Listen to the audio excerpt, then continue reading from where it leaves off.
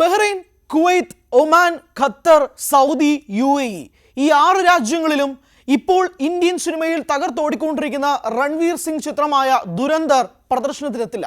അതിന് കാരണം ഈ സിനിമ സംസാരിക്കുന്ന പ്ലോട്ടാണ്, തീമാണ്.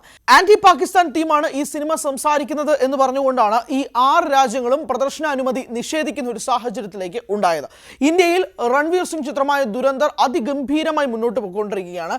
ഇക്കഴിഞ്ഞ ദിവസങ്ങളിലൊക്കെയായി ഓവർസീസിൽ നിന്ന് മാത്രം ഏകദേശം 50 കോടിയോളം രൂപ കളക്ട് ചെയ്ത ചിത്രം വെറും ഒരാഴ്ച കൊണ്ടാണ് മൊത്തത്തിൽ 200 കോടിയോളം രൂപ കളക്ഷൻ നേടിയിരിക്കുന്നത്. ഹിന്ദി സിനിമയിൽ പ്രത്യേകിച്ച് ഒരു വലിയ ഡൗൺഫോളിലാണ് നിലവിൽ ബോളിവുഡ് എന്നൊക്കെ പറയുമ്പോൾ പോലും ഇതുപോലെ ഇടയ്ക്കിടയ്ക്ക് വരുന്ന സിനിമകൾ വലിയൊരു ആശ്വാസം ബോളിവുഡിൽ ഉണ്ടാക്കുന്നു എന്ന കാര്യത്തിൽ തർക്കമൊന്നുമില്ല. അങ്ങനെ തന്നെയാണ് ദുരന്തറിനെയും ആളുകൾ കണക്ക് കൂട്ടുന്നത്.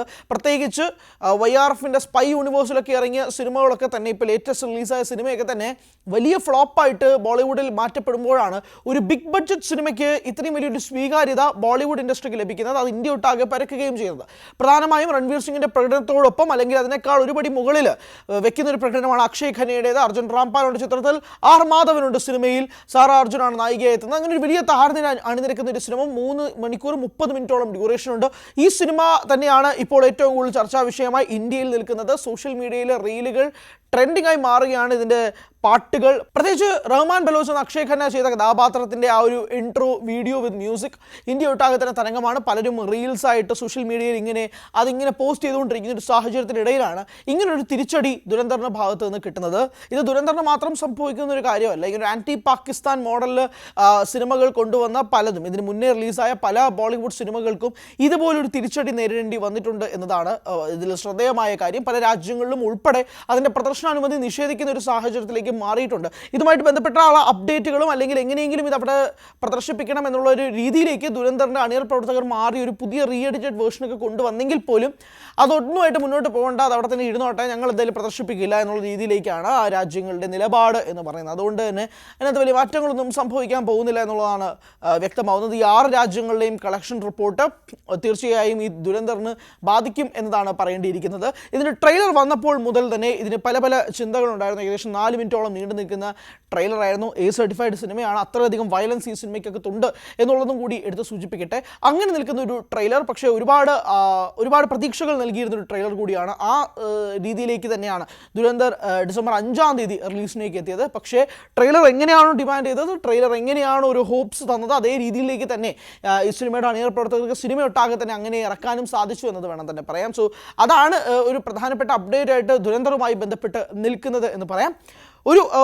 ഒരു സങ്കട വാർത്തയാണ് അത്. സിനിമ അണിയർ പ്രവർത്തകരെ സംബന്ധിച്ചിടത്തോളം ഒരു സങ്കട വാർത്ത തന്നെയാണ്. പ്രത്യേകിച്ച് ഈ സിനിമ കണ്ടവരൊക്കെ അവരുടെ അഭിപ്രായങ്ങൾ ഇങ്ങനെ സമൂഹ മാധ്യമങ്ങളിൽ ഇങ്ങനെ പറഞ്ഞുകൊണ്ടിരിക്കുകയാണ്. ഏകദേശം റിലീസ് ചെയ്തിട്ട് ഒരാഴ്ച പിന്നിടുന്ന ഈ ഒരു ഘട്ടത്തിൽ ദുരന്തർ ഇപ്പോൾ ഓൾ ഓവർ ട്രെൻഡിംഗ് ആയി മാറിക്കൊണ്ടിരിക്കുകയാണ്. ഡേ 1 നിന്നുള്ള കളക്ഷനല്ല ഡേ 7 ലഭിക്കുന്നത്. ഒരു വലിയ സ്റ്റീപ്പ് മുകളിലോട്ട് ഒരു വലിയ സ്റ്റീപ്പ് കളക്ഷനിൽ കാണാൻ സാധിക്കുന്നുണ്ട്. അത് അണിയർ പ്രവർത്തകരെ സംബന്ധിച്ചിടത്തോളം വളരെ ഗുണകരമായി മാറുന്ന കാര്യമാണ്.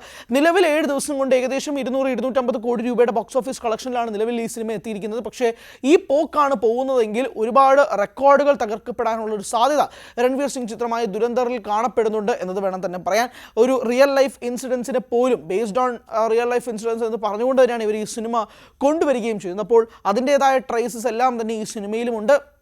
റഹ്മാൻ ബലോച്ച് എന്ന അക്ഷയ് ഖന്ന അവതരിപ്പിക്കുന്ന കഥാപാത്രവും ഒരു റിയൽ ലൈഫ് പേഴ്സൺ കൂടിയാണ്. അപ്പം അവരുടെ തീവ്രവാദവുമായി ബന്ധപ്പെട്ടുള്ള കാര്യങ്ങളൊക്കെ ഈ സിനിമ സംസാരിക്കുന്നുണ്ട്. പാകിസ്ഥാൻ, ബലൂചിസ്ഥാൻ, അങ്ങനെയുള്ള എല്ലാ രീതിയിലുമാണ് ഈ സിനിമ സംസാരിക്കുന്നത്. ആ ടെറൈനിലാണ് ഈ സിനിമ സംസാരിക്കുന്നത്, ആ വ്യക്തികളിലാണ് ഈ സിനിമ സംസാരിക്കുന്നത്.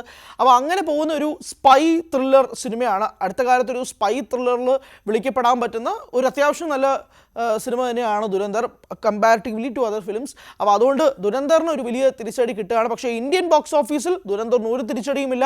വലിയ മുന്നേറ്റം തന്നെയാണ് ദുരന്തർ ബോക്സ് ഓഫീസിൽ നടത്തുന്നത്.